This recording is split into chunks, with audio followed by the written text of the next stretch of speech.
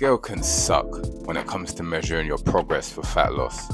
I've been there and I've ended up obsessed with the scale.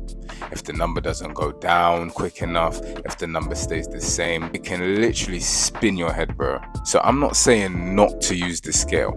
I'm saying to see the scale as one tool in your toolbox when it comes to measuring your progress when it comes to fat loss.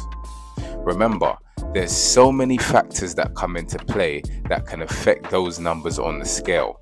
Water retention, just general food in your stomach, muscle gain, normal fluctuations day to day. So us being reliant on that number is giving it too much control over our emotions when it comes to gauging our progress. And I get it. You say you want to drop 10 pounds or you want to drop 20 pounds. You want to see something tangible. You want to see your progress. But fat loss isn't linear and it's not black and white like that. Let's say, for example, you've been training and dieting hard.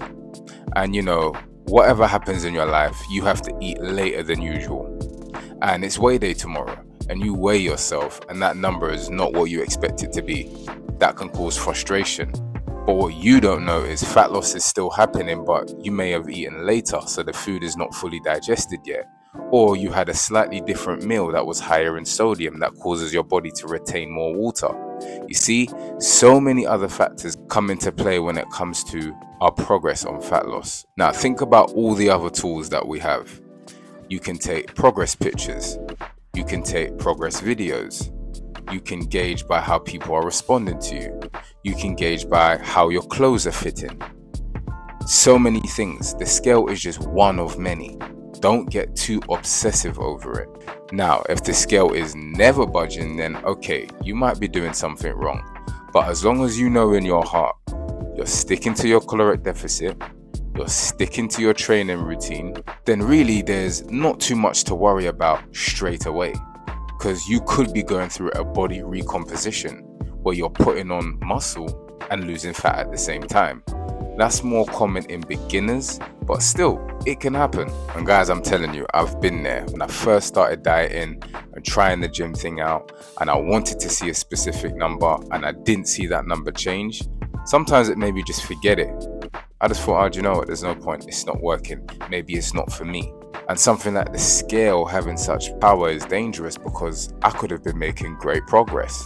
A normal scale is not able to tell you how much water you're holding if you're putting on muscle. Now, there are some smart scales that do that, but just your general scale doesn't give you that information. All the things I've mentioned before, use them as data. All the different ways that I listed for measuring your progress is different data points. So you can look at a broad spectrum. You can actually zoom out and say, okay, my clothes are fitting better. People are saying they see a difference in me.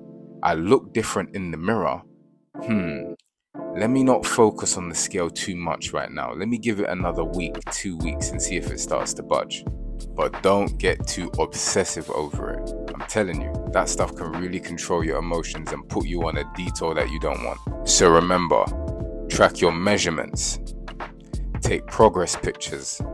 Take progress videos. See how people are responding to you. How are your clothes fitting? As well as the scale. It's one tool in your toolbox. Now, if you do want one-to-one coaching, I do offer that. That's available in the description below. I've also written a book on how I dropped 80 pounds and kept it off without giving up my favorite foods. That's also available in the description below. But as usual, what do I know?